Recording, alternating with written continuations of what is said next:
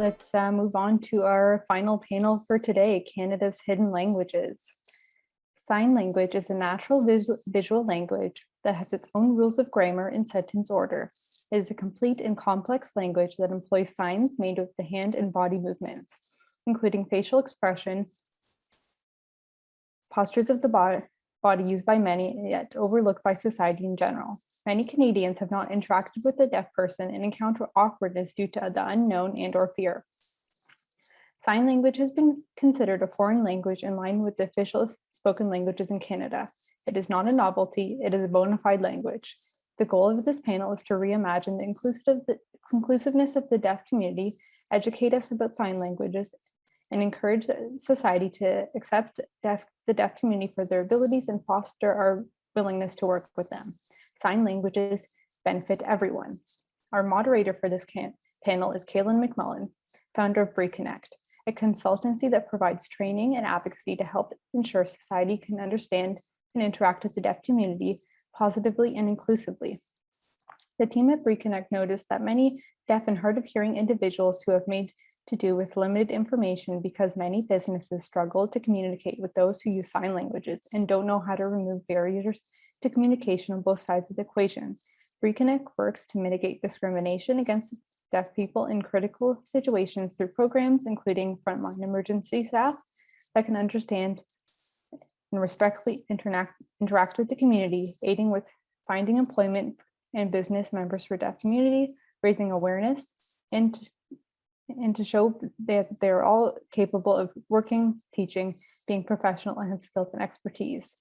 Members of this panel include Cynthia Benoit, who is involved in the deaf community for over 15 years. She holds a master's degree in urban studies and specializes in service accessibility and sign language. Through her diverse experience in sign language linguistics, translation, and interpreting, she has more than one trick up her sleeve. She's also currently pursuing an MBA at HEC Montreal. After living as an expat in the United States and elsewhere in Canada, she currently resides in Ottawa, where she runs her business, CB Linguistic Services, which provides various consulting services in 4 languages across Canada. She was the first chair of the Canadian Administrator of the VRS Board of Directors, a position she has held for 4 years. CAV is a not-for-profit organization mandated by the Canadian Radio, Television, and the Telecommunications Commission to provide video relay services to the deaf and hard of hearing individuals in Canada. Cynthia also led the development of eVal LSQ, Canada's first LSQ proficiency assessment inspired by CEFR. And finally, we have Leah Riddle, who is a deaf bilingual interpreter who owns Signable Vision Incorporated that teaches businesses and organizations inclusive communication strategies. She provides them with knowledge and skills to take the awkwardness out of accommodation so they can better serve their clients, as well as offers online learning tools. Through personal experience, she educates that communication is not one way and that it's not always listening and speaking. She's a consultant, inclusive communication trainer, sign language instructor, artist, and advocate for inclusion. She strives for access for all, everyone wins. She sits on the board of directors of the Ontario Cultural Society of Deaf Organization to advocate for the recognition of sign languages by the provincial government. She was an active part of the Awareness and Education Working Group on the Kingston Municipal Accessibility Advisory Committee for 4 years, and she's based in Kingston, Ontario. So with that, I will pass it over to Kaylin to begin our panel for today.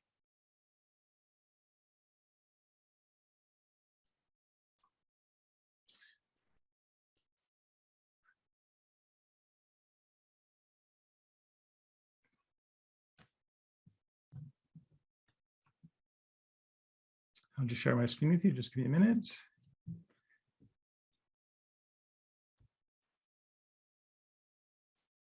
Can you see the screen?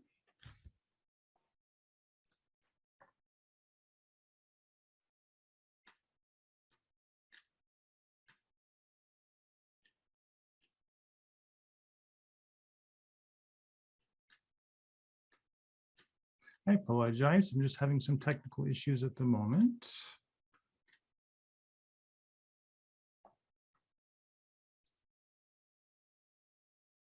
Okay, I'm ready. So my name is Kaylin. Yes, as a great introduction, thank you. So today we're going to talk about these hidden languages in Canada. And they're not really hidden.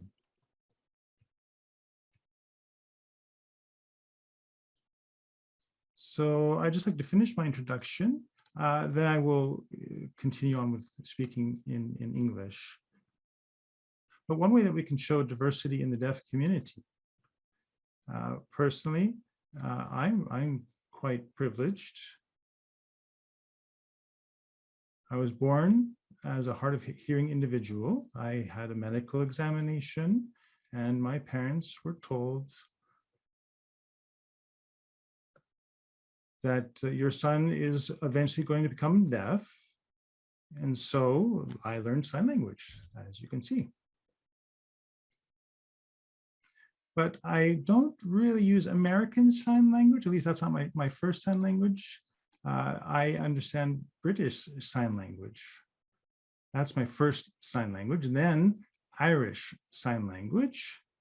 So actually, moving to Canada since 2011, that's where I acquired or began to acquire American Sign Language.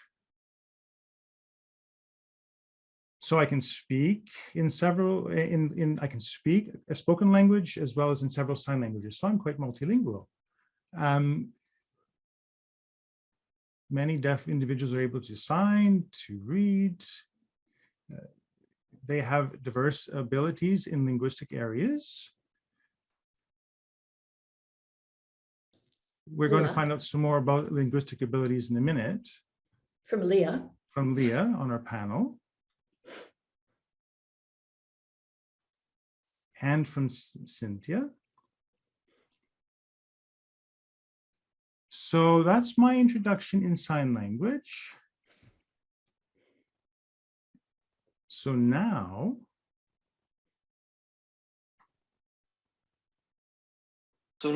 I'll start using my voice and I will pass it over to Cynthia for a brief introduction for herself. And thank you for the introduction from LAD.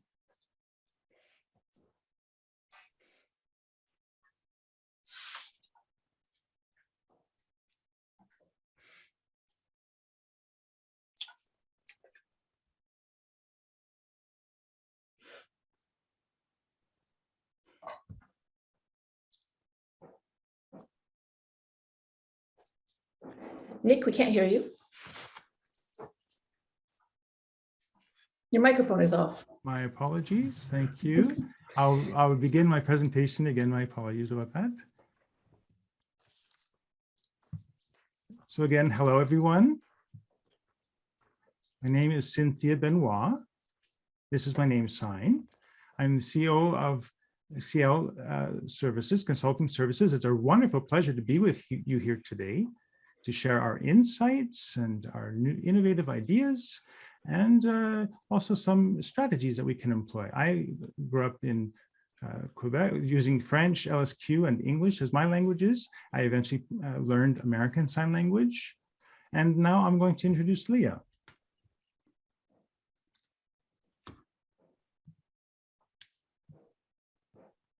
Hello, everyone. It's nice to see you all here. Thank you for welcoming us here to the panel.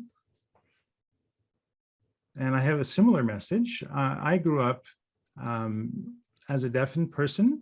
My parents didn't know this really until I was 2.5 years old. They just thought I wasn't a very attentive young girl, a stubborn young girl. I mean, I am stubborn, but they just didn't know I was deaf. So once that was identified, then my parents began to learn sign language. And at the time, it was more signed English or signed exact English, we call it. And in time, I acquired fluency in American Sign Language. When I was younger, I was identified as more as a hard of hearing individual. Now I'm just identified as a deaf individual. And here, it's a wonderful opportunity for us here to really raise awareness about these languages. Many of you perhaps don't know very much that there are a lot of things we can chat about here today on this topic. And going back to you, Kaylin. Okay.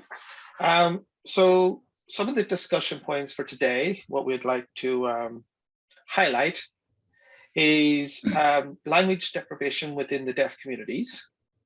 And that's with many deaf communities, including newcomers as well as Canadian citizens. Language access, what it looks like to try to access services in any sign language, whether it be ASL, LSQ, or if somebody doesn't have those languages, what does that access look like? Barriers for the deaf community that we all face on a daily basis are struggles. And lastly, allyship, and what that looks like to us as individuals as well as a community.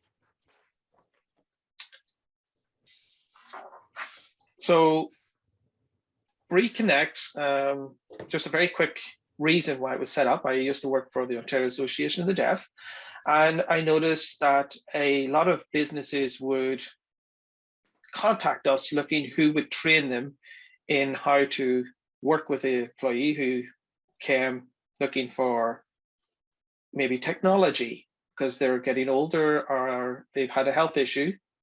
And secondly, how to reach out to any deaf clients or any deaf service or customers that came into their business. And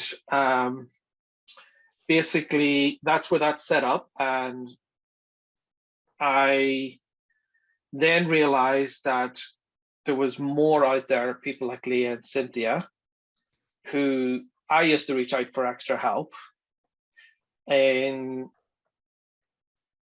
recognizing that sign language was one of those languages in Canada that a lot of people don't experience outside of being within the deaf community. And there's not very many policies or very many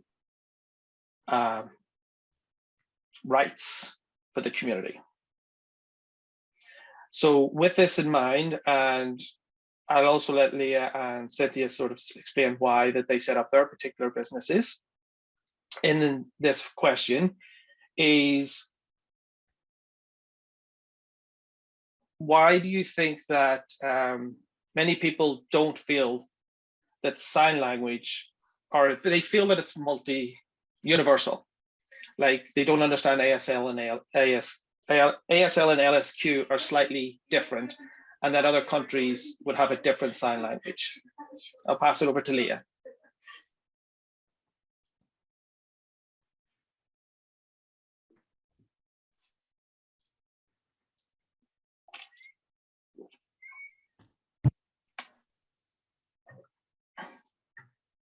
Okay, well, sign language is not universal, and every country has their own signed language, just like they have their own spoken languages. Well, any language in the world is not universal, and that includes sign language. In fact, in Canada, we have 2 official sign languages, but we're not just a bilingual country. There are many other languages in Canada.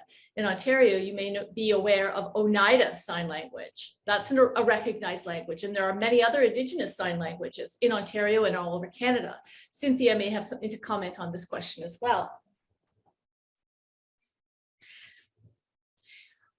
Yes, for sure I do. Languages in the world are very, very interesting. And I think a lot of times people do want to believe that, languages are universal. There are languages called gestuno, which is more of a gestural approach to communication in an international setting. So gestuno definitely is something that people can use in international settings, but it's not a language. It's a gestural way of communicating, and it typically can be used in Europe and America.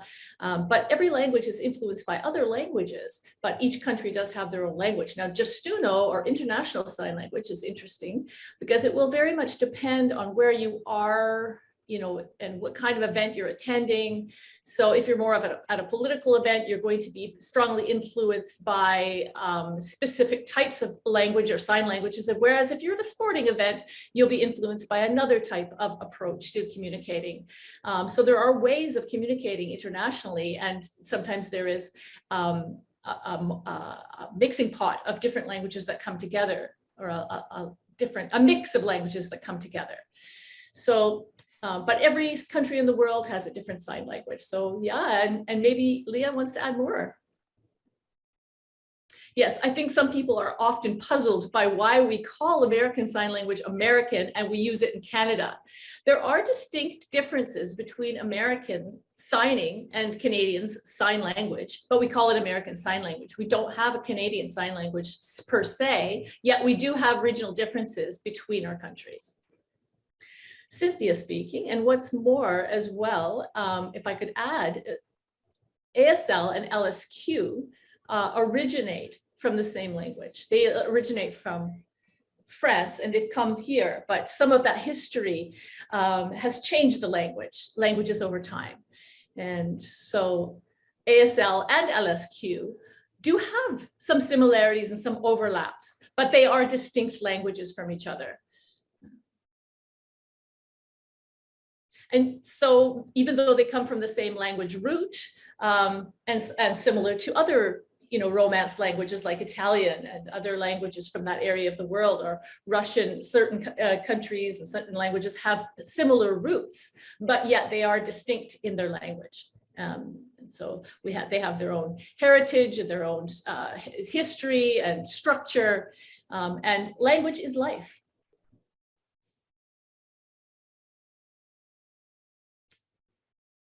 Okay, Yeah. Kaylin, back to you.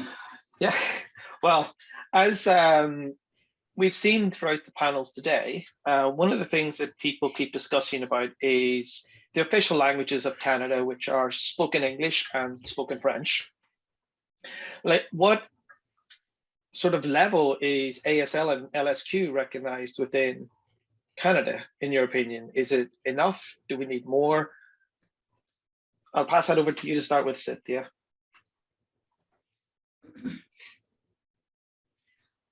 Sure. As far as official languages of Canada goes, sign language is not recognized as an official language. In Ontario, it is much more bilingual in some Let me areas. expand on Ontario's situation. I could expand on Ontario's situation.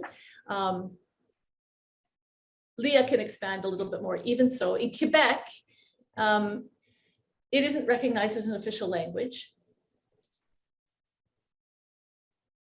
There are rules around access to education, and each province has their own approach to official language status.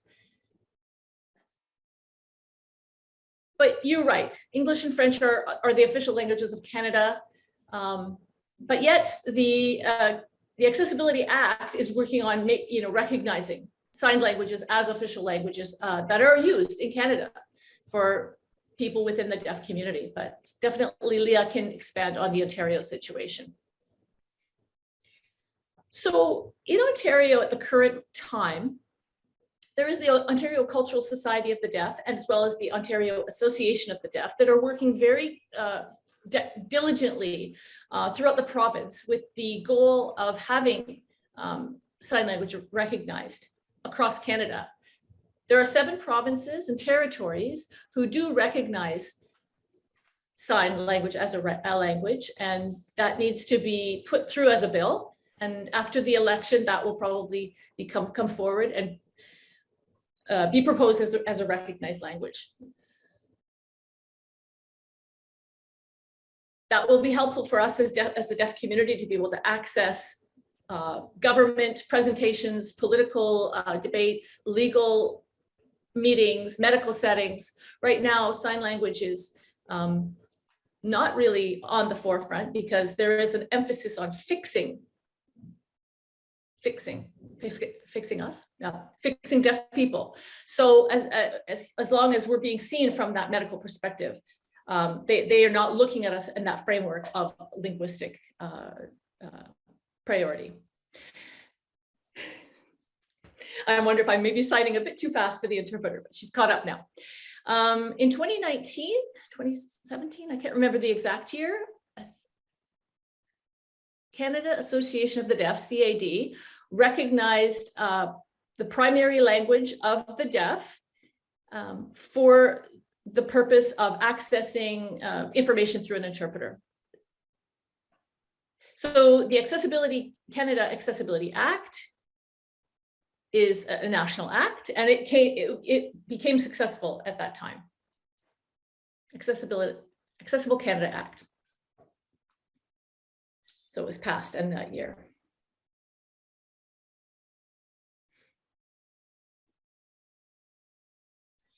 So just leading off of that, what accessibility rights now do people within the deaf community have when it comes to either education, medical, or governmental services?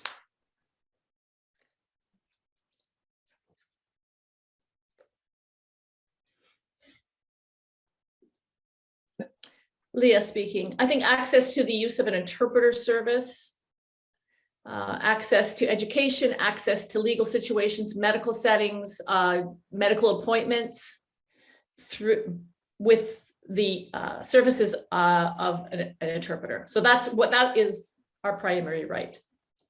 Cynthia speaking. From the perspective of rights, yes, rights to an interpreter, but rights to access is even more multi-leveled.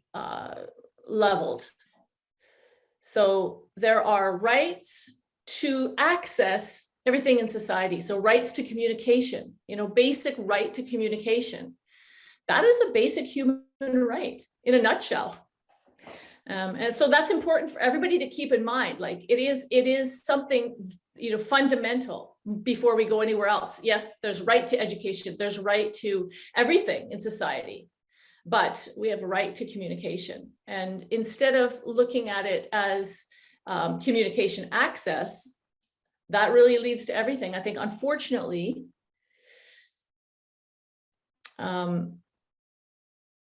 we are often looked upon as second-class citizens, and therefore access is not really on the forefront. Access to healthcare, access to various parts of society. When a deaf person is looked at as a second-class citizen, then unfortunately they're not going to get access. And as well, so access is a multi-layered question. So for us to live on par, with others in society, we need basic access to communication.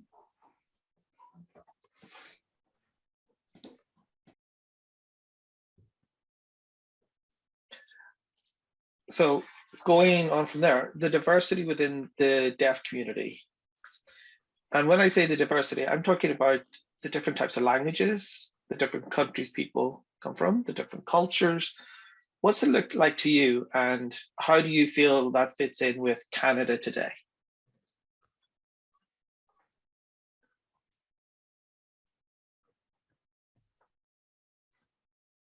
This is Leah. So if we think about Canada, we think that we have quite a privileged situation compared to other countries.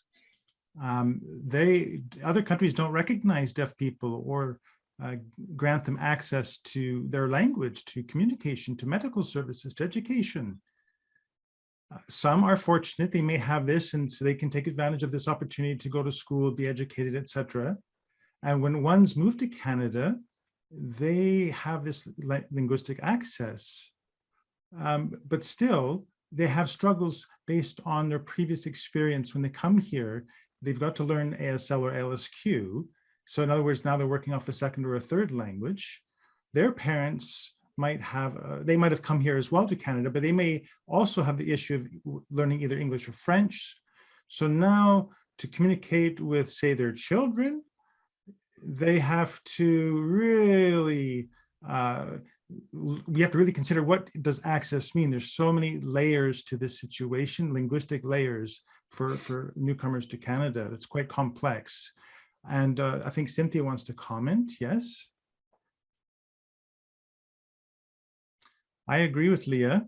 And I could also make an addition to this. when we think about diversity in the community, you might think of ethnicity, where folks come from, but also there's this wide range of identity that everybody can have. There might be the LGBT community, persons who identify this way.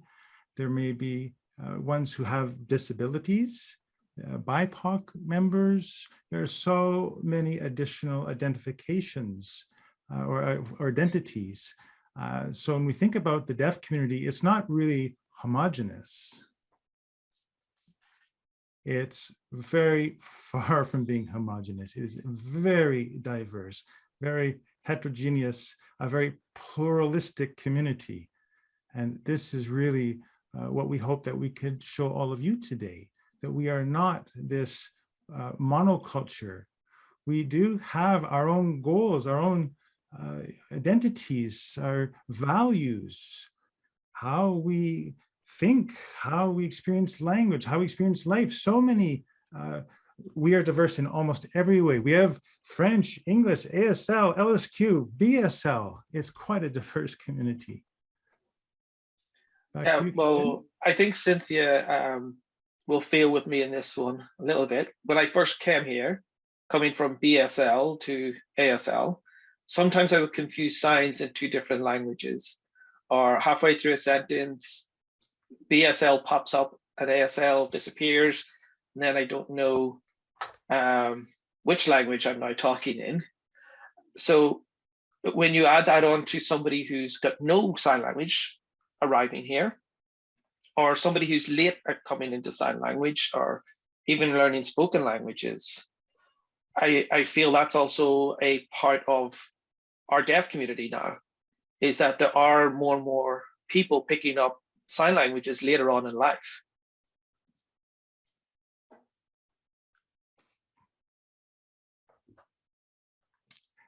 Just a point to Cynthia here, something that might be interesting for all of you. I'm not sure. I'd like to share this with you anyways.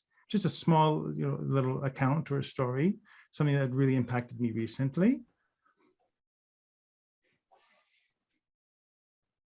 So, I mean, of course, I have these goals, BA, MA, PhD, etc. All of us can have these, or what kind of jobs, or what kind of presentations we might give. So in Canada, we have, American Sign Language and LSQ, which are, some people think that these are connected to, say, the spoken languages, English or French. That's the perception. And so let's say if somebody wants to give a presentation in Europe, but let's say I want to give a presentation in England or in France, and they have now a different sign language, even though those same countries use a spoken language of English and French.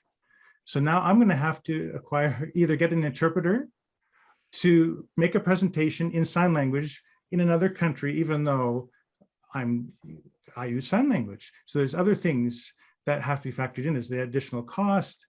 Even though we might have the ability to grow and expand in our careers, to present in different places, all of these things just give you an idea of not only the diversity that we have, but also some of the barriers that we can still challenge, even within the deaf community. It's quite interesting, how can we, go through all of these different experiences? It's just something to think about and to grow on. Leah, would you like to add anything to that? Well, for myself, I'm thinking if we think about other countries and folks who come to Canada, when we think about moving to Canada, we do have programs, let's say in Ontario. I forget the name of the program. It's just, the thought just slipped me. Link is this? Yes, Link. Okay. But what does the acronym stand for? Kaylin, can you remember? Something about Ling something? Language something. Okay. Well, we'll look into this for you. But anyways, we have a program which supports newcomers to Canada, and which gives them basic linguistic development skills. Correct, Cynthia. If I could make an addition to this, I think one of the questions is too, is what is the best way to support a deaf individual or a newcomer to Canada? I think we know where to refer them. Cynthia. Like if we think about in Quebec, the situation there, you might have a LSQ program for newcomers. we need to still kind of, get them going into the right direction. Now, what if, for example, we have a legal matter? We need a lawyer, we have to go to court, or there's a medical matter. We need to make sure that we have a deaf interpreter, which we call a DI. This is very key to make sure that this individual can have access to information, whatever the preference or language ability of that individual may be. They need to have not just a hearing interpreter, but a deaf interpreter working as a team to give this individual full access, especially all the more so when they're a newcomer. I mean, there's a lot we can talk about on this topic, but this is just a very base kind of discussion just to give you an idea of what it's like for a newcomer. Leah, I think you had something to add.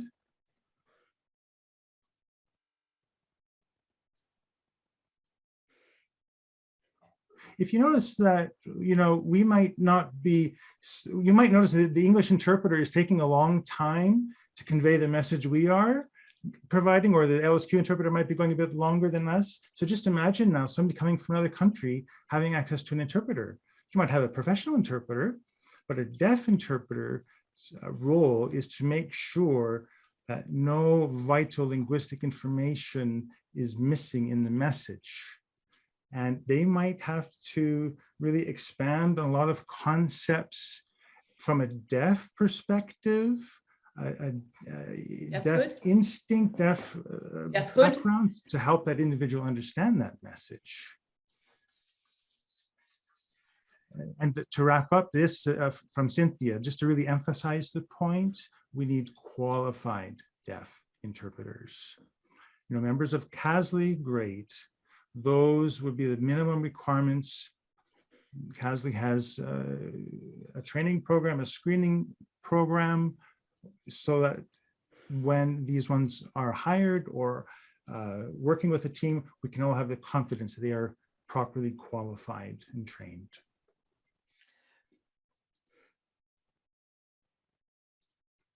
Yes, Leah saying this is what we'll call a tag team interpretation system, where the hearing interpreter will get the message, the deaf interpreter will then take that message and find the right register for that newcomer to understand. And I think we're back to you, Galen. Yep, just to sort of like wrap up this information, because I know this is a topic that could be discussed for hours, if not days. And I'm glad Cynthia brought it up about certification of interpreters. It's really important within the deaf community that if you are hiring interpreters, to ask them for their accreditations of being a sign language interpreter, because it has been known, and we can like all point back to Nelson Mandela's funeral, that people have gone into interpretations and made life-altering mistakes. And we would emphasize to research where your interpreter came from. And sometimes the best way to do that is ask the deaf person if they have preferred interpreters. Just as one of the solutions for the takeaway for today, because they can normally tell you, this is my preferred interpreters that I like to work with, and this is how you contact them. And then that gets the ball rolling and making sure there's fewer or less likelihood of mistakes in interpretation. Yes, Cynthia here. Yeah, about the South African situation, that seems like a long ways from here, but it's happened locally as well. It happened very, very close to home, and it was not good for, the reputation of interpreters. So really protect your reputation, protect the field, and do provide those qualifications. Absolutely. Yeah, thank you. So what I'm going to guide Cynthia and Leah to is basically about the history of sign languages here in Ontario, but I'm sure if Quebec and around is about the same. Leah, would you like to take the lead on this one, as you are working towards a Sign Language Act? Hopefully soon we have one in the future.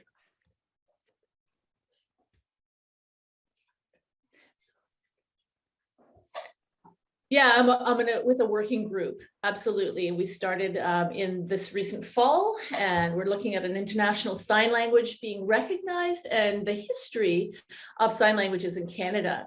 So in Ontario, In 93, there was an act ratified for, it was an educational act that children would have access to ASL, LSQ. And in 2007, there was a bill passed, Bill 13, that LSQ would be an official language used in the legal system. And that children would have legal access, or not children, sorry, that people would have legal access to LSQ and Oneida Sign Language on Turtle Island. And Marsha, Ireland, was working very, very closely with that group to have Indigenous languages recognized. They have been here, they have been around since before the 17th century. So they've been around a long time, but having them recognized as an official language is what they were. So ASL, LSQ really came along a lot later than the Indigenous languages. French Sign Language, British Sign Language. I want to be careful that I get my acronyms right. British Sign Language, BSL, and French Sign Language. And a lot of these have had an influence on American Sign Language. So these languages came together and influenced each other and became what we now know as American Sign Language, or ASL. Now, Quebec Sign Language has its own system, its own language, and its own history and how it came to be. But it's not just LSQ and ASL. There are, as I said before, so many sign languages across Canada. Cynthia? Yes, Cynthia here. I'd like to add to that for sure. Sign languages always evolve, not just sign languages, but all languages evolve over time. So there are deaf pillars, where we have deaf space and we have deaf heritage. We have, history of language and culture and places that we celebrate those things. And where's history passed on to the next generation, but at the schools for the deaf? That's where people come together and congregate as children being educated. And they come from all over the country or all over the region, all over the province. And it's interesting because there is a French community in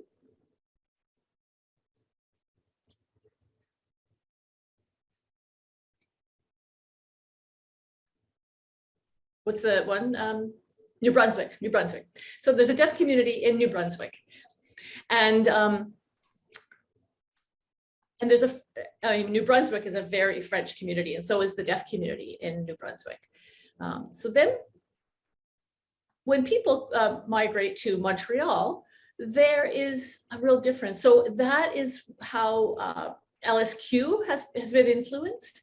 And the School for the Deaf, when a child had deaf parents, they would already have, an automatic, they would have language from day one, from birth. And so they had this sign language well developed by the time they went to school.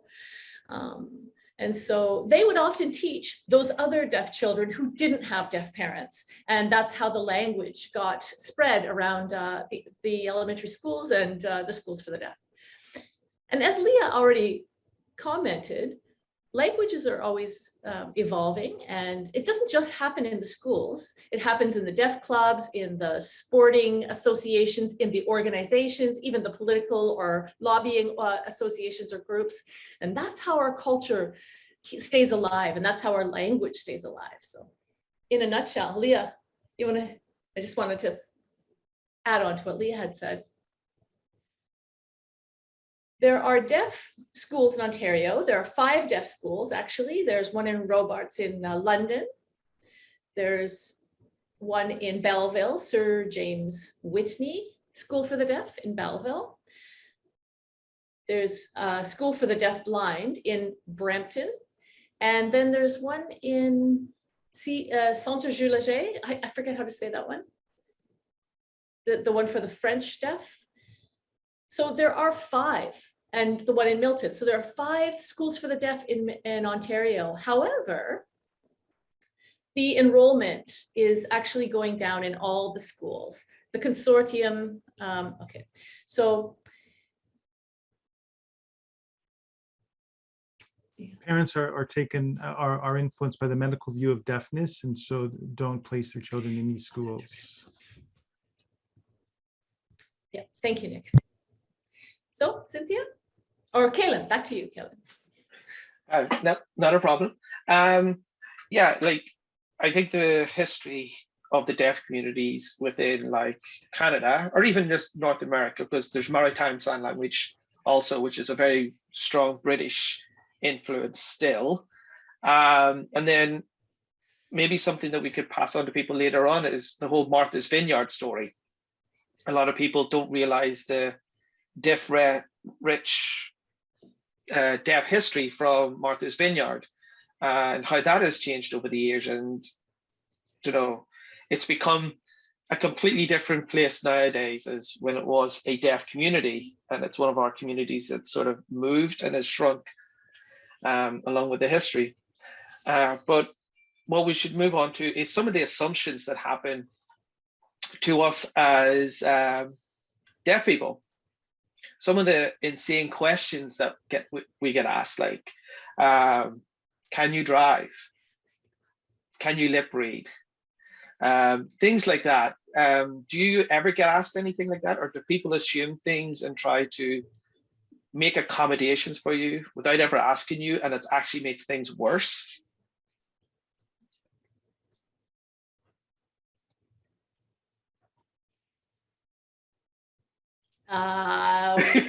Plenty of times, Cynthia here, plenty of times, pretty much daily. So there are three big things, three big assumptions that I'll mention today. Microaggressions is how many people refer to these things. So, and really, you know, if I can give you a picture. So if you look at the dictionary, you know, it's a big fat dictionary, not the online dictionary, but the actual big fat book that we used to look into to find a word. Might have taken you about 1 to 5 seconds to find the word, right? You put this book in front of you, you look it up. So maybe a minute, okay? And that's still all right. But if you have that book sitting there for 5 minutes, or an hour, or 2 or 3 hours, or 4 hours, or a month, I mean, I surely exaggerate, but that gives you an idea of the point I'm trying to make, which is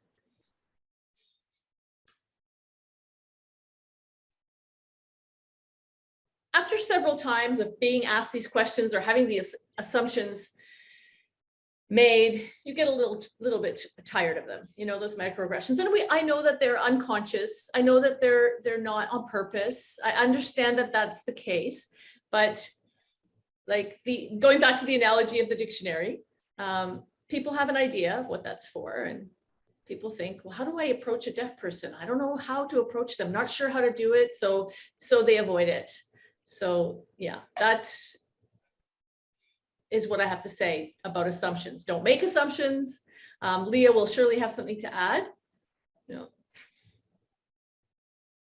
I think a lot of people do assume that we can lip read, and they will ask that question.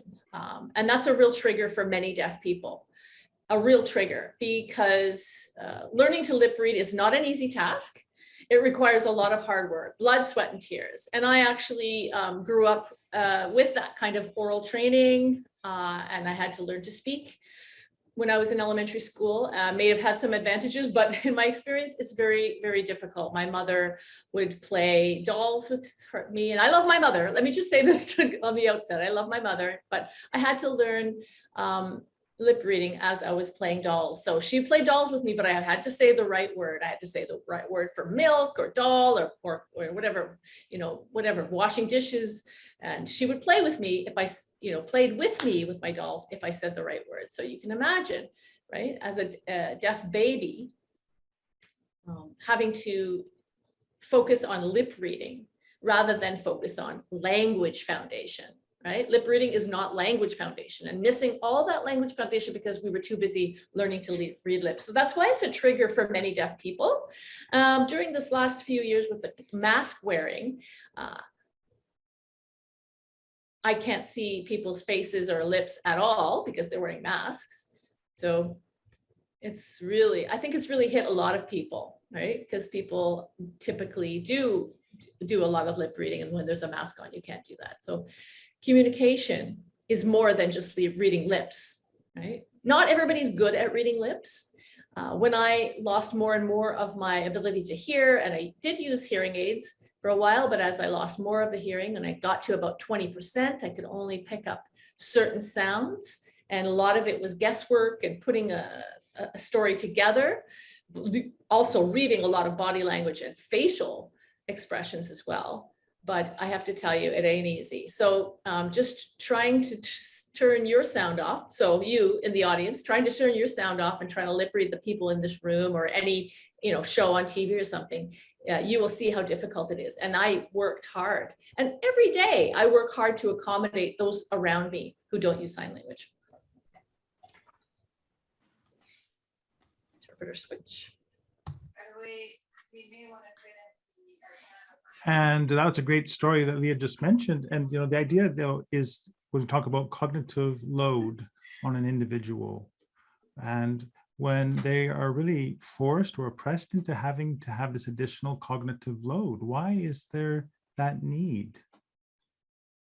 I talked about this metaphor of the dictionary earlier, or this discussion of the dictionary, and we think about cognitive load, think about lip reading, all of that bandwidth required to try to figure out what is being said as compared to, say, a hearing person who might do this for the first time. Just imagine the amount of mental load required just to even try to lip read, not just once or twice, but every day of their life.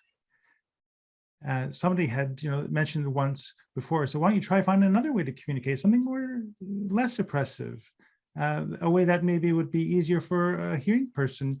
Or maybe you could try something like this and see how hard it is. You might be able to see it's not so easy, isn't it? Back to Leah, when we talk about having being not just bilingual, but trilingual or quadlingual, etc., then you do have a better ability to pick things out. But when you have just one language, it's more difficult to kind of figure things out. So there is that advantage of having more than one language in your, the ability to speak more than one language. And just leading off that, it's a lot of the emphasis is put onto the deaf and hard of hearing person to make the accommodations. Like as Cynthia saying, like you've got that higher mental load and it drains your energy in a social situation or even a work situation a lot quicker. I've noticed times where I have, at the end of the day, felt more tired just having to try to fit in with lip reading and moving myself and making the accommodations myself around the room rather than speaking up and saying, hey, I need X, Y, and Z. Like interpreters, people think interpreters are a luxury or a 24/7 access thing. Can we replace them with technology? There are two things that aren't reasonable, in my opinion. What do you two feel about 24/7 interpreters and technology to replace interpreters or to make language more accessible? Cynthia, you're laughing there, but I think Leah is really hungry to say something. Leah here. Most of my clients really assume this, that I need an interpreter 24/7, but I mean, no, we don't. Just, you might have an imaginary interpreter, like in the Flintstones. No, that's not it. We don't need an interpreter 24/7. What we do need is access to information. So for example, you need access to my information. You need an interpreter for me today. The interpreter is actually not my accommodation, it's your accommodation. And when we talk about 24/7, it's not just because you go, I'm out and about shopping, I don't need an interpreter there. I have other ways to communicate with individuals. I can text, I can use my phone to communicate with them, like to put on a note or something. With the interpreters are required mainly in the medical areas, education, legal environments, conferences, particular meetings, some one-on-one situations. Maybe it's like a 20-minute chat. Sometimes that may or may not be necessary, but when you have a huge conference meeting or a lot of people involved in the meeting, yes, an interpreter would be required. But I do see Cynthia moving her hand. She wants to say something as well. this whole concept of 24/7, I mean, why not? But I mean, can you imagine? Everyone would go broke. You know, $75 an hour, they're going to go broke. You know what I mean? So, but in all seriousness, we have to think about our independence as well. We are independent people too. We don't have to have an interpreter go with us 24/7. And just think about somebody who doesn't need sign language. They don't need an interpreter, do they? You know, like Kaylin here, or Leah, or myself, we're going to be with someone else communicating in sign language. We don't need an interpreter. I mean, I want to save my money. If you learn sign language, maybe you'll save a lot of money yourself. I'm just kidding you. Yeah, there's a good idea to save money by providing the ability to help others learn ASL or LSQ, so that others can, so that you could, you know, communicate with your coworkers, your employees.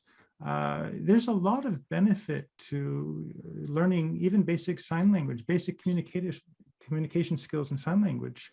Everyone benefits from that. Back to Cynthia, we've been talking, you know, about, you know, the deaf rights, and I just want to add another right. We have the right to have human connection. Why not? Bonding. And of course, you know, having an interpreter helps with basic communication needs for everyone, of course. And Leah is saying for a deaf-blind individual, touch is a vital basic need for them, as they have what's called tactile interpreting. And that's their basic human right. They need to communicate through touch. And in COVID, you can imagine having physical distancing. That made it very difficult for them. They couldn't do anything virtually. They have to have touch to communicate.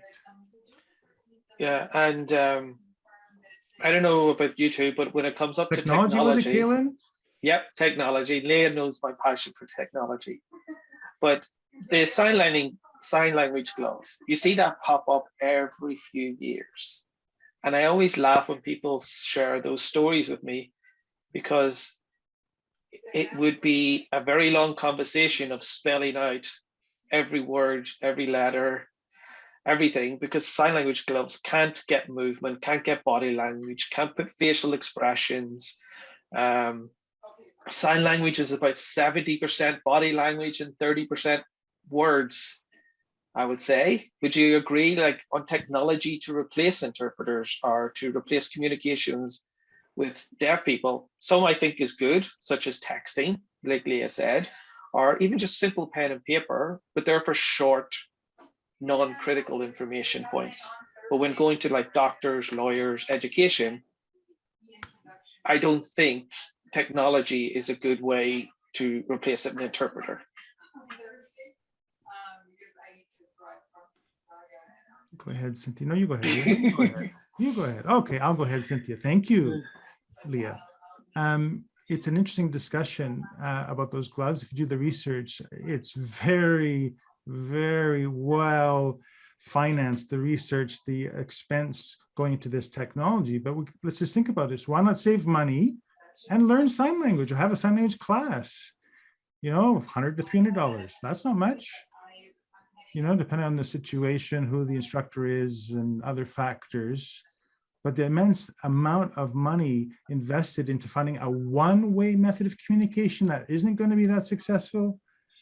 I mean, so I think it is really sad when we see with all the researchers and research projects with tech.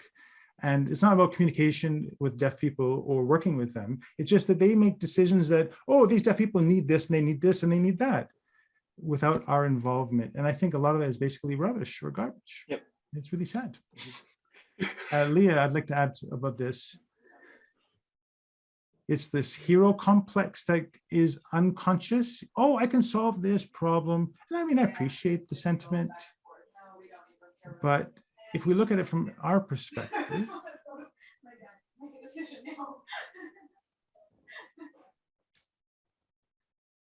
are you going to like read my gloves? When you're speaking, do we look at a voice transcription in text? If you're in person looking at somebody, like, you see what I mean? Like, you look at the person when they talk. You don't, you know, or you might use a pen and paper and talk with them back and forth, but you're going to look at them, you're going to communicate with them, not with the machine. And that's the idea of this technology. So for me, we have to remember this method, this model is, here's technology to accommodate you. It's not the technology to accommodate you as in non-deaf person.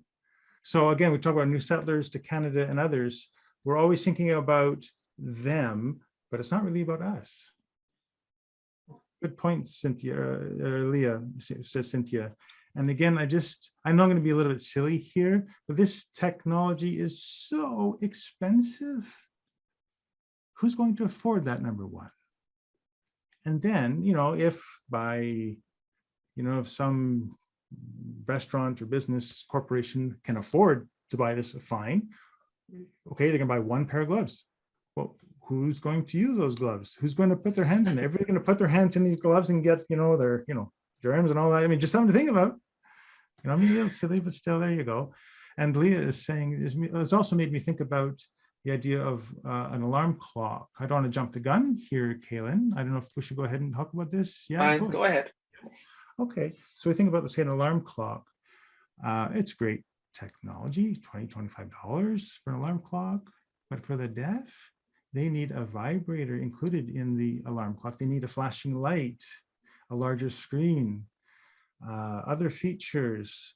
Maybe if the baby is crying, some kind of an alert system that are in this box. You know how much this technology costs? $600.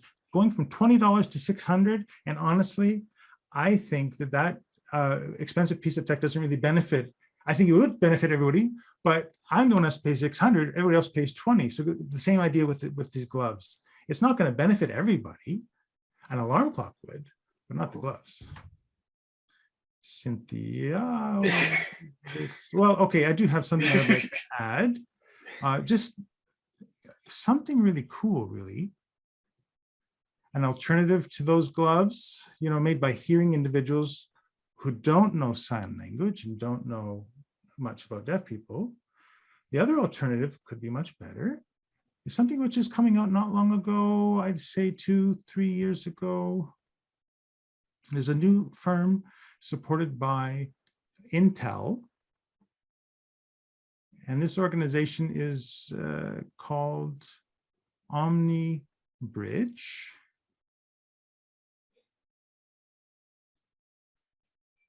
And this is a deaf-owned run business.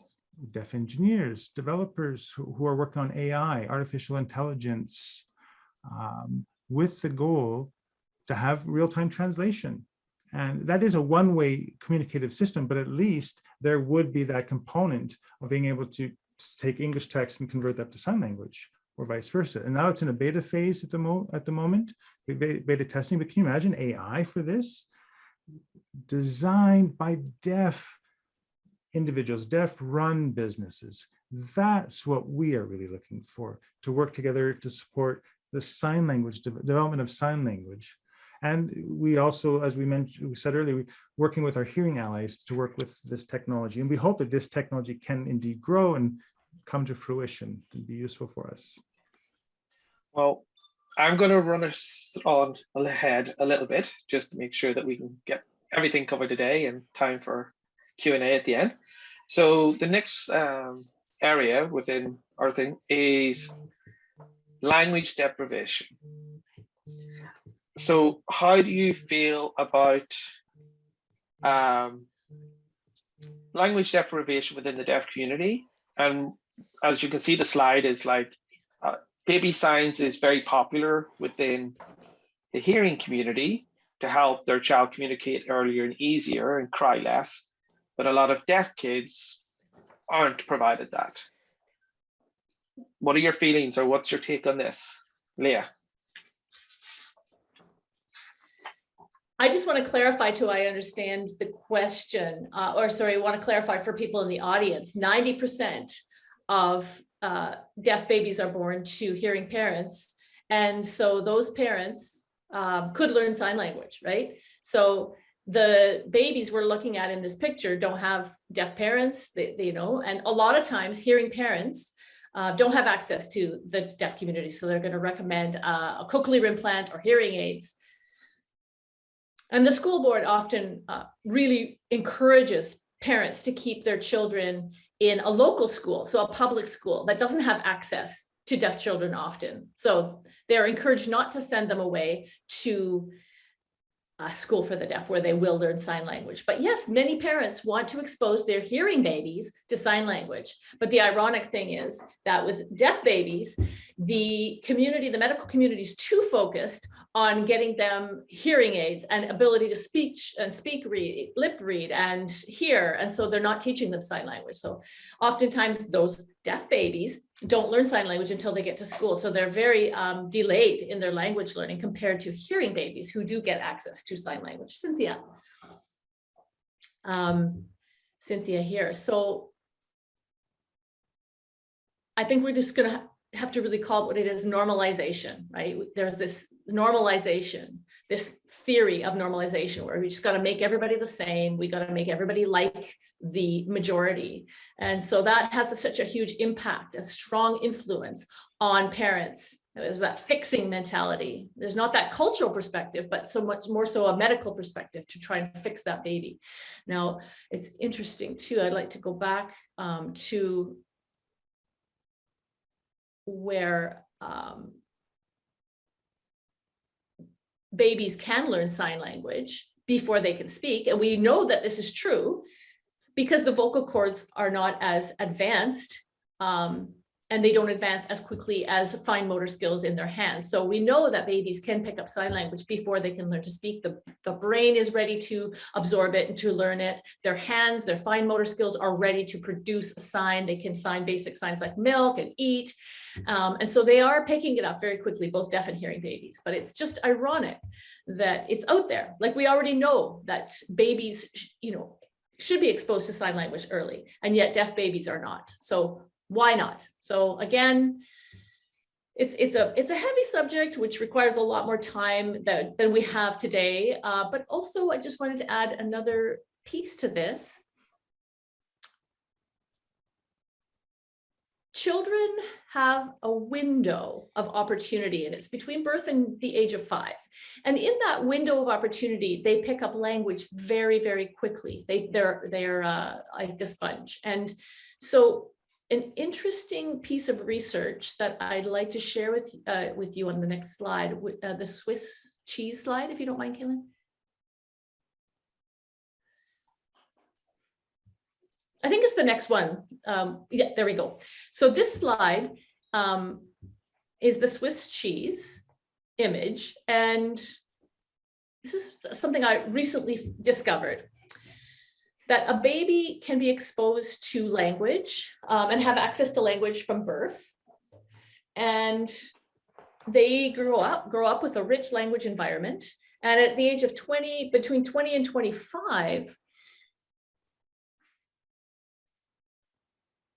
Dr. Benoit is the name of the doctor on the slide, if you see that. Dr. Benoit Hanger. They said that a child's brain has full access to learning, to language. And then a person who hasn't had full access to language at an early age, and as you said, Kaylin, they are language deprived. And when that window is closed, they have found that about at the age of 20 to 25, the brain is more like Swiss cheese, that there are, networks that haven't been developed, neural pathways that haven't been developed. They are sort of frozen in time. Frozen is not the right word, because their brains are definitely not frozen, but there are gaps. They're not fully activated. Their brain, systems and neurons are not fully activated. Whereas a child who has had that early exposure to language, their brains are active and firing neurons, and their neuropsychologists have found this to be true. So this is, I thought, a really important and poignant thought to leave with the audience, that language deprivation has such an impact on a person's life, their ability to receive information, their ability to pick up a second language, their ability to experience the world. So Leah, I'm sure you have something to add. Well, natural language of the deaf is natural and it's intuitive, and it is the way that we can express our thoughts and think about things. So without language, thoughts are very challenging. It's very difficult to formulate and develop and move up the development of thoughts and cognition. And especially when language has been deprived as a young child and the window is closed. So the child does not have an issue. There's no problem with the child. The problem is they haven't been exposed to communication. So they're frustrated. Maybe they've started school late, or maybe they've started school, but they don't have language. So they have a lot of catching up to do. And so thanks a lot, to the system, and it could be the family system as well, who have just not exposed them to language and deprived them of that opportunity. We have a right to language. We have a right to language access. And children who have early language can pick up second and third languages, but the deaf child who hasn't got a first language has a very slim chance of picking up second and third and fourth languages when they don't have a first language. Cynthia speaking. I just want to add one more on this question. I think it's important to remember a very, very simple thought that I think will resonate with you. Hearing people have a channel by which they hear language, and it comes through their ears, and then it registers in that hearing portion of the brain, and then they have a speech section of the brain, and that is what hearing people experience. But deaf people, they don't have that channel through the ears. And so there is a focus on the inability to hear, so therefore you can't learn. I am completely deaf. I couldn't hear an airplane flying by me.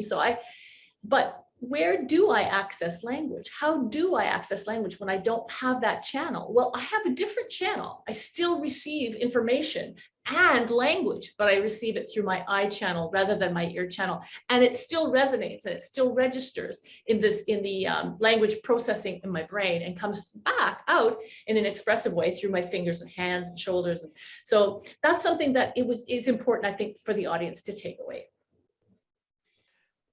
Thank you very much. I'm just going to close up this section with saying that the use of the term baby sign is not something I'm comfortable with, because we don't say baby English or baby French when we're trying to teach children French or English as a child. To me, it's just sign language. The word baby should be taken off. It's just teaching the most basic and simple signs that are easier for an infant to understand. That's always just one of my little pet peeves with that term.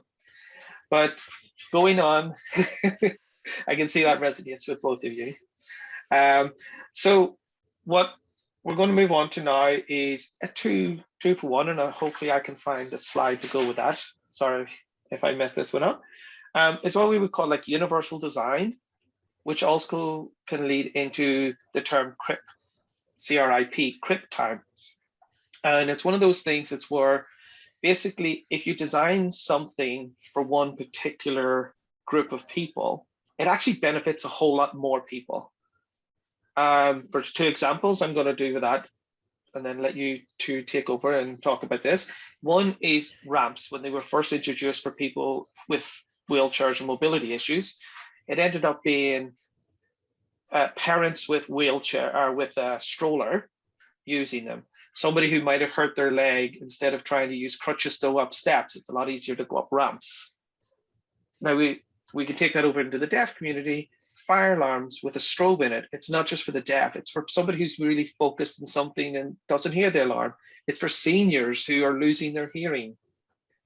So when somebody designs something, it doesn't benefit just that community, it benefits everybody.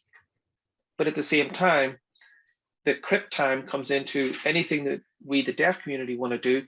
It can take longer to do it because we have to fight a barrier. We have to talk about it more. Interpreters is always a great one. If I want to go to a doctor and get an interpreter, I have to book right now 4 or 5 weeks in advance, because I don't know if the interpreter is going to be available at short notice.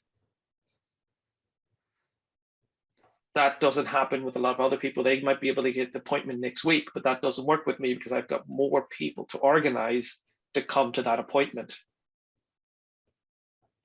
So hopefully I can get back to the slides, and while I do that, I let you two talk away on those two notes and what your feelings are on universal design and crypt time. You, Leah, or me? No, you go, Cynthia. Okay, sure. Let's, I guess, first talk about universal design. Crypt time, yeah, it's an interesting thing. I'm obviously a business owner, and so I'm a CEO of my business, so I have clients and I have to be on time. But we do have a different sense of time, but and so does every individual on the face of the earth. But we I have to call clients through video relay interpreting services, VRS. So and I will connect with an interpreter on a platform similar to this is like a Zoom platform, and then I'll ask, you know, if the client has time. So crypt time and crypt money. Crypt money is a thing too. So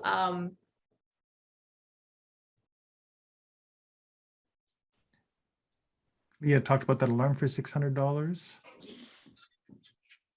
Leah talked about the alarm clock that cost $25 compared to the one for deaf accessibility, which was $600. Thank you, Nick. And so for deaf people, a lot of technology needs to go into our living space. So fire alarms and strobe lights. You know, you just can't pick them up at Canadian Tire, right? You guys can get your smoke alarms for Canadian Tire for $25. Same with interpreters. Like interpreters are expensive. So if I want to access something, you know, it's going to take a lot more time. It's going to take a lot more money. So crypt money made me think of all the expensive technology that is not included unless you have universal design. So if you have universal design, then all of that is automatic. It's not an afterthought. It's a forethought, and it benefits everybody. So it benefits everybody. You know, it benefits those who are late deafened, lost their hearing. It actually really helps for people who want to play video games and play it loud and don't want to interrupt the rest of the household, or miss out on something. So, you know, universal design is, yeah, multi-beneficial. So, Leah. That's Starbucks. If you could go to the Starbucks photo. So this is a story that actually happened. Not in Canada, happened in the States, but person went through the drive-through and they were deaf and they wanted to order something. So they used sign language. There was a camera. So that camera, it was very beneficial to deaf people, but not just for deaf people. Anybody who went through the drive-through could order their coffee or their items visually rather than just orally or audibly. So it's multi-beneficial. And crypt time is just to let you know that people who have, you know, barriers, it takes a lot more time. Everything takes more time. Even ordering at Starbucks can take more time. Yeah, universal design is really nice, a great idea. This is probably not the most universally designed. McDonald's has an order board now where you can actually, that's so great. Yeah, there's a picture of that too. That's so great that you can order things without having to interact with a salesperson. So communicating with staff, very easy. If you go into a store, instead of having to find a salesperson that you can't communicate with, you can do something like a self-serve, you know, to pay for it yourself, pick up the items yourself. I really like that in terms of a small example of universal design. Now with masks, it has been extremely challenging. So that is one example of a design that really benefits all. Look at that picture again. This is like an idea of like universal language, you might say, or sorry, pictures are like you have a combo burger. You all know what that is. It's all the information's in that picture. It benefits people regardless of their language. Yeah. I've just realized we've about, that would be, sorry. This is Cynthia. Yeah, it would be nice. I was just thinking about back to McDonald's and the order board. I mean, it'd be nice to have some Braille component as well for those who are deaf and blind. I'm sure they would like to order something from McDonald's too. So I'm just realizing we have about 15 minutes left. So I still want to keep us in time and stuff. Yeah, time just disappears really fast. And one of the things that people may or may not have recognized, but it does take a little bit longer to communicate when you have several interpreters basically like helping and bringing our message across to everybody. So thank you very much for the extra time, LAD.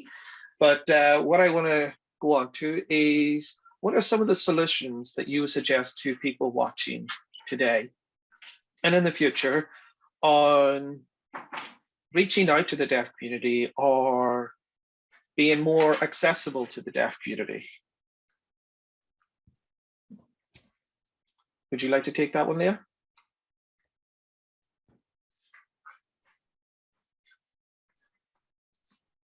Well, when you think about our three businesses, we're really focused on information and helping organizations with these deaf organizations. So I think that's the best way, just to find out, to have awareness, to have some training, to find out what's going on in the deaf community, just to have that basic information. I think that would be very important for all. Contact the three of us. Contact us three, thank you. And for myself, Cynthia is saying, you might think that Google's got everything, Google. It's got absolutely everything in there, all kinds of information, but make sure if you use Google as a resource, check your sources, who has provided those trainings or videos, et cetera, et cetera. Are these living, breathing, deaf beings? If so, fine, but if not, be careful. So there's a lot of organizations out there that you might want to be careful of. They may not be the source of information that you really want to take. Lee, you wanted to add something about this as well? Yes, when it comes to learning sign language, we have ones like ourselves, like myself, who teach sign language as a business, but there are also those who have learned sign language through the internet. And again, like, we talk about, see, in the States, if you look on the internet there, you'll see all kinds of sites, but in Canada, it's a little bit different. Now in LSQ, you have an app. In Canada, we're a little bit behind with that, but we are working on something. We need to work on something. But when ones want to, learn ASL online, maybe some students, the key is that if you're going to be online, what if you pick up mistakes from the instructors? So if you have a live or real live deaf person being your instructor, at least you won't have to fix those mistakes you've learned. You can get things good from the get-go, and you can avoid a lot of potential mistakes in the future. I mean, that's my own personal experience that I've observed. So when we're teaching classes, someone says, oh yeah, I've already learned on the internet and I got this from the internet. I'm like, oh really? Okay. They might've picked up a swear word or an improper phrase. I mean, it's not their fault. I mean, they're eager to learn, but you have to have somebody who kind of monitor how you learn sign language. It's a 3D 360 view of using your body and language. So you need somebody to coach you through that process. Cynthia's commenting here. Think about it. How do you know if a source is dependable or not? Do they have accreditation? Is it reliable accreditation? Do they have, certificates, some kind of way to help you confirm that it's legitimate? We've noticed in this past while that there's a lot of unqualified individuals who tend to focus on sign language vocabulary, for example. That seems to be the issue. But they're missing the linguistics component. They're missing the awareness of that, of how complex sign language is, the structure of sign language. It has its own syntax and grammar, the role of facial grammar. It's a very rich language. There's linguistic rules that you may not realize, even for French or English speakers may not realize. You may have learned English or French or another language, but for how many years have you studied your own language, let's say, like English or French? And so, when you think about ASL or LSQ, how many years have we learned or others learned, especially if they're acquiring this as a language? So my point really is just be careful. Make sure that if you're taking a course online or something, that it's not a course that's focused on vocabulary, and crucially, that is taught by deaf people. Like, can you imagine, say, somebody from an endangered language community, and then a white person or a hearing person is trying to pick up some aspects of this endangered language, and then they become the instructors of it. Can you imagine that? Well, that would be the same principle, how we view others who aren't deaf teaching sign language. And I just like to say something a little bit just off topic, just slightly. There are many deaf people who have experienced a lot of discrimination at work. Well, why not give those ones an opportunity to work as instructors? So that's just an added benefit to this discussion. Just a little point I wanted to bring out. Leah would like to add here. The three of us, we have our businesses. We have developed our businesses to train deaf people to work, to have employment. And it's really simple, but we have accommodations that we can have a deaf consultant to provide linguistic training services or other services. So if we look at a workplace, for example, we can realize that it's not accessible. Well, then we can provide some basic training. And in my case, it's not just deaf issues. It can be any kind of communication issue. People who have communication needs that can be suitable for all to benefit from. And we can provide this training, say at a restaurant, let's say a restaurant that's selling pizza in a wood-fired oven pizza. Well, yes, that's it, wood-fired oven pizza. And, you know, these individuals at that restaurant, you know, they're busy. They've got, you know, good visual cues that they can communicate with deaf people. They've got some order points, etc. And they've got a little kind of a menu with images that you can point to show large, medium, extra large, etc. And, you know, there are things there that really worked well, and there were things that didn't quite work well. So we were able to complement that. And really, some of the staff, they were able to learn some basic sign language skills, like, can I help you? Where's the washroom? Well, the washroom's over there. Just basic communication skills, just to help them have that awareness for deaf clients or customers. So that's another tip as well, to have a deaf consultant to assist you. Cynthia, 100% with you on that one, Leah. Yeah, well, before we go to some Q&A, I feel that both of you in that we're trying to make the point of nothing about us without us.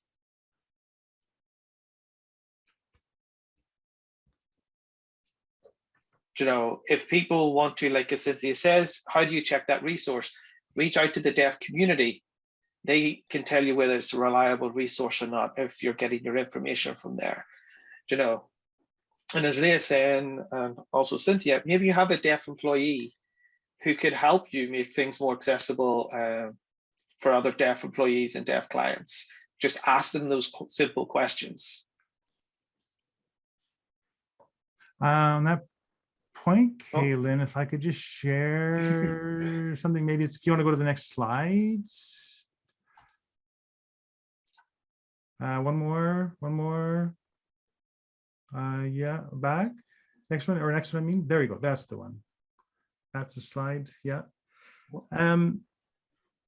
So all of you here today, you know, as you're watching this presentation and looking at this prism slide, and you see how it goes from a dull color to these rainbow colors on the other side. So maybe you noticed or you didn't, I'm not sure, but let's see. Just think about this. If we have this goal to learn sign language, let's say as a hearing person, I can't say, I know sign okay, but hearing people who want to learn sign language, and they have this dream or goal, and you might say, well, why do you want to learn sign language? And the answer usually is, well, to help deaf people. That usually is the answer that we get, you know. So of course, you're always going to have outliers in that group as well, you know, with different reasons, but the most common reason is they want to teach, say, deaf children, or I would like to learn sign language to be an interpreter. It just seems that's the generic response from most people, and that's the mindset. It's that gray band of light going into the prism, the helper mode. But it's quite ironic, because when they learn sign language, become a teacher, become an interpreter, etc., then they realize that this is a rich community, a rich language, and the people are brilliant. And what a community. Then they become more open-minded, and then they expand their horizons in this community, in this world of possibilities. So I just like to give you something to think about. What if we try to change our approach, our mindset? Let's go back to the prism.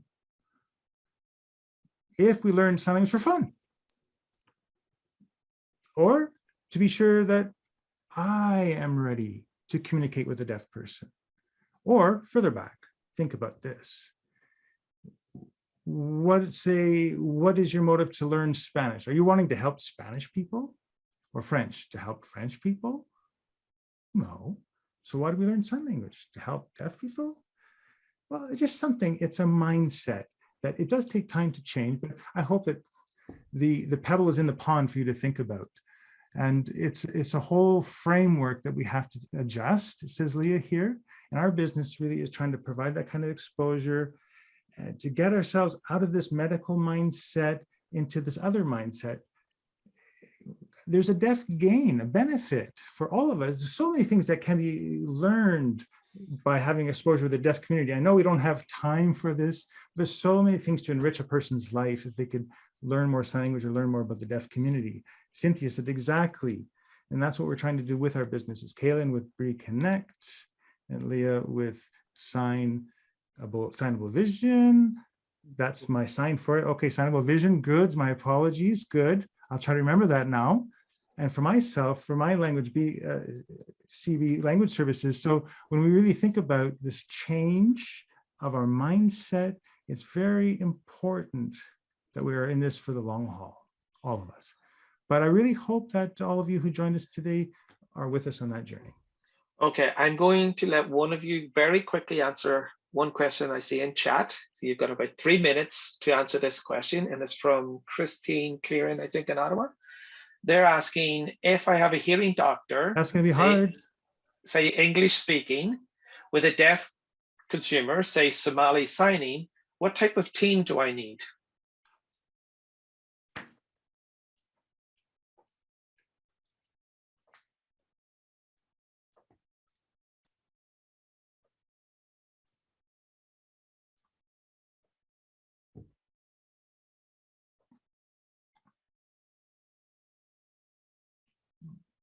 I guess a Somalian deaf interpreter from Leah.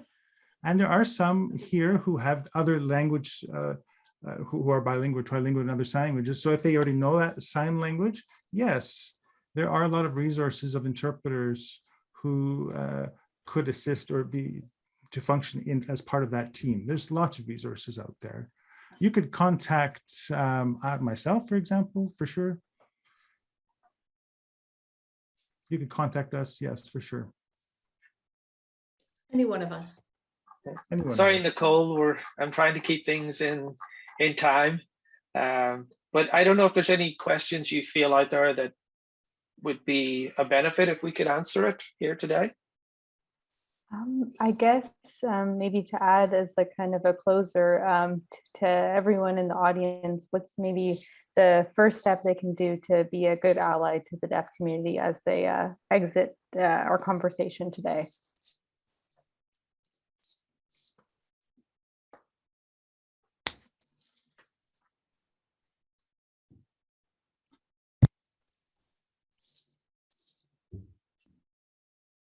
Okay, Cynthia here. Of course,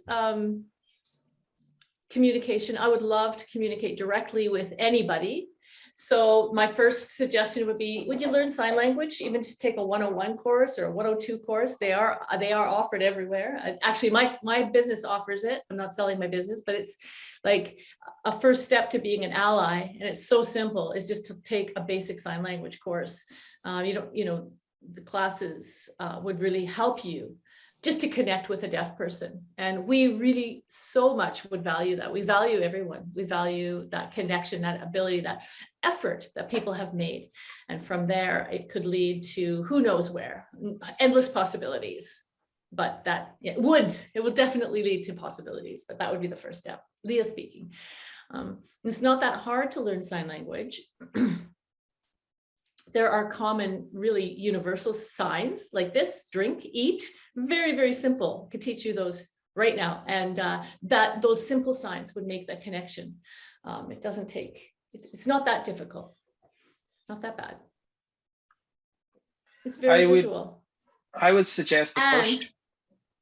Also, I don't know if we have time, but also I think hearing people can gesture, and I know that you have the ability to use your gesture, and so use those gestures. If you're at a window and you see a deaf person and you're serving them at a service window, you even do this with hearing people. If you can't hear them or they're too far away, you do it, in louder environments, or if you're too far away, you do it without realizing it. So you do that with deaf people, it will go a long way, and it doesn't have to be big gestures. It can be small, subtle gestures, or, far away gestures, but you do it. And deaf people will absolutely figure out what you're saying. We're used to doing it. We're used to visual language. We're used to sign language. We're used to seeing people gesture. We're reading body language all the time. So you could start by doing that as well. Do it more. Do it more than you do now. Use your hands. Get the hands up in the air.